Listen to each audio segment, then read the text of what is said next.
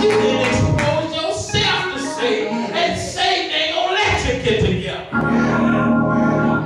He is the prince and power of the air. That means anything you throw up, here he comes like a vulture. You seen those buses, they fly around, and they looking for a meal. One thing that I always wonder, why don't they pull the meal out the road instead of having to fly back up when somebody come by? When you're a scavenger, you take it like you can get it. And that's what Satan does. He just takes it and you give it to him. In the book of Job, he is known to be one that's in opposition and your opponent. He is the arch enemy of good. Yes.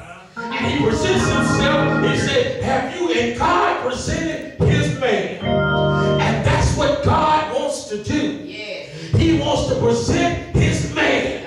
He wants to present his woman. Yes. When the enemy comes and presents himself, he said, have you seen my servant Job? Yes.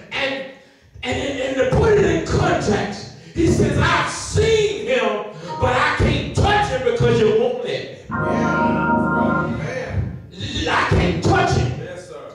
And after God answers him, he promotes his man Job. And after he says, I can't mess with him, God, because you put your heads around him. You made him rich. He's a praying man. I can't touch him.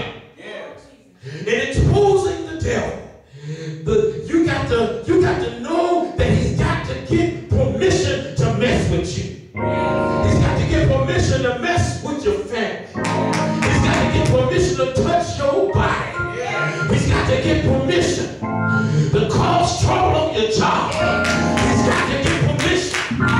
He can't do nothing without permission. And God has to allow him, because he said, I'm putting my best man on the job. I'm putting